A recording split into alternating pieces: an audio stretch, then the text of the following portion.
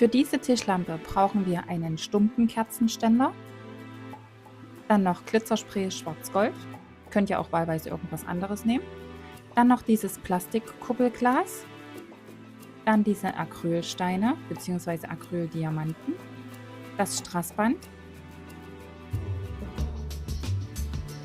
eine LED-Lampe mit Fernbedienung im besten Fall und eine Heißklebepistole. Als allererstes besprühen wir den Kerzenständer in unserer Wunschfarbe. Während das trocknet, widmen wir uns der Glocke oder dem Plastikkuppelglas und den Strasssteinen.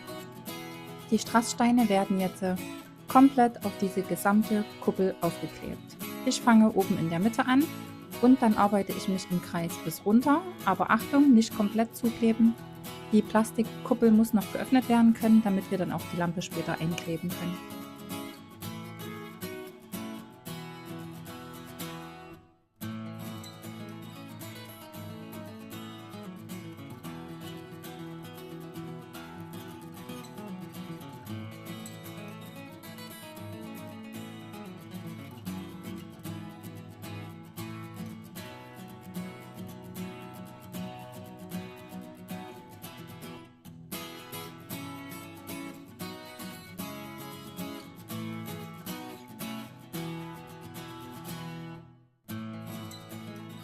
So, hier mal ein Zwischenstand, wie es dann aussieht.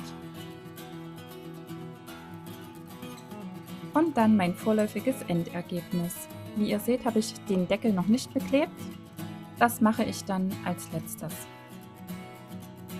Jetzt widmen wir uns wieder kurz dem Kerzenständer. Und da verteilen wir Heißkleber am Ende, wo wir die Kuppel dann aufbringen.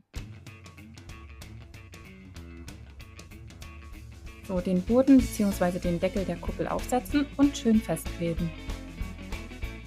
Jetzt kann auch unser kleines LED-Licht eingeklebt werden. Meins geht dann weiterhin noch auf. Bitte darauf achten, sonst könnt ihr es nicht nachladen. Und dann kann die Kuppel schon aufgesetzt werden.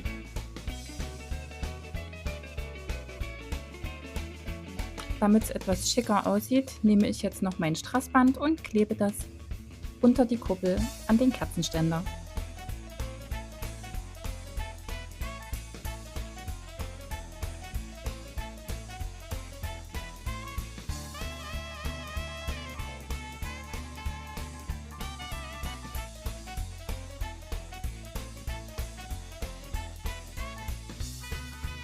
So, und zu guter Letzt habe ich jetzt auch noch den Deckel von der Plastikkuppel mit den Strasssteinen beklebt und damit sind wir auch schon fertig.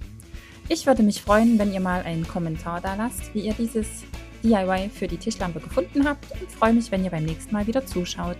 Lasst gerne ein Abo da und ein Like und ansonsten danke fürs Zuschauen und bis zum nächsten Mal.